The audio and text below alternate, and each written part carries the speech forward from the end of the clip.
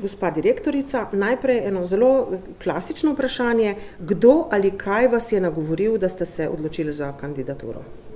To je tako težko vprašanje. Jaz bom rekla, da sem se kar sama nekako odločila za to.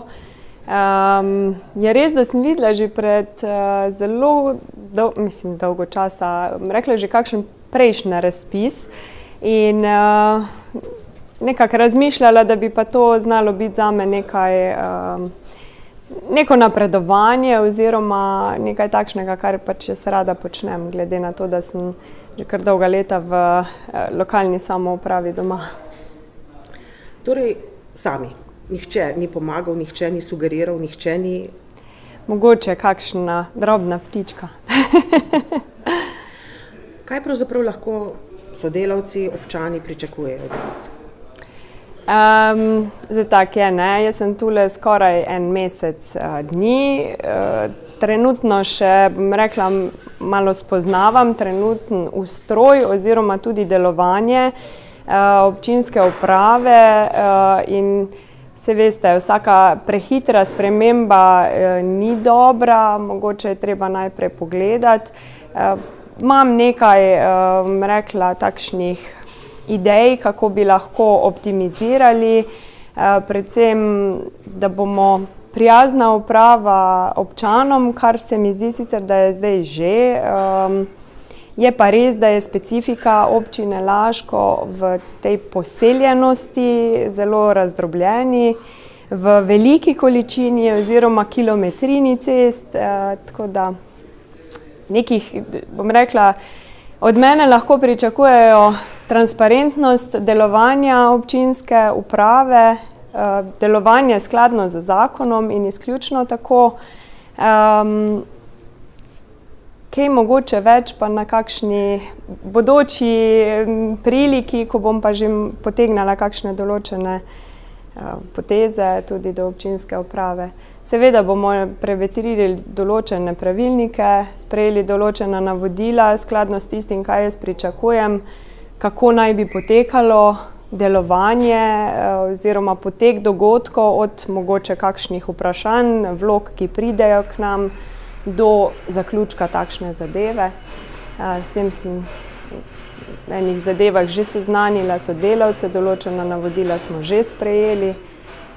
Optimizacija, transparentnost in zakonitost, seveda.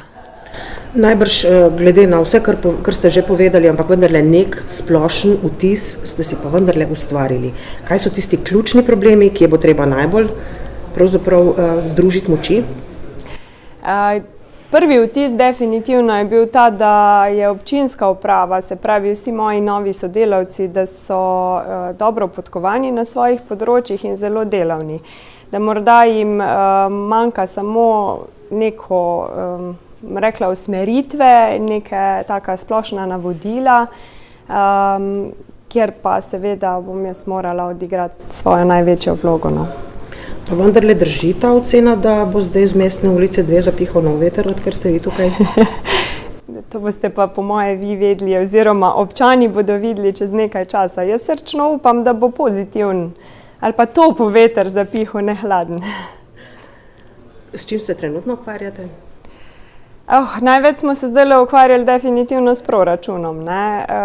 Pa tudi z določenimi, rekla, pogodbenimi ureditvami teh raznih odmer cest, ne, ker to je tisto, bom rekla, kar so velike želje v proračunu. Realnost je pa malo drugačna, ker veliko stvari še ni urejenih, kar se tiče zemljiškoknjižno, ne, in potem same izvedbe tudi ne morejo biti sprovedene. Tako da na tem mestu bi jaz res apelirala na vse občane, da mogoče sodelujejo z našimi fanti in dekleti, ki delajo na tem področju, da se potem lahko čim prej uredi tista končna izvedba, ki je pa najbolj naven vidna. Z odhodom zdajšnjega prvega moža z mesta direktorja Pivovarne Laško se tudi tam definitivno obetajo neke spremembe. Imate kakšno izvirno rešitev? To bo za občino udarec na nek način, vsaj kratkoročno gledano. Odkrito povedano, zelo veliko se s tem še nisem ukvarjala, glede na to, da je to ena taka kar dolgo zgodovinska zadeva, je pa res, da smo še z sedanjim vodstvom že sedeli skupaj in bom rekla, iskali rešitve, kar se še da bomo imeli tudi mogoče, če se ne bojo zdaj izvedle, neko izhodišče za naprej.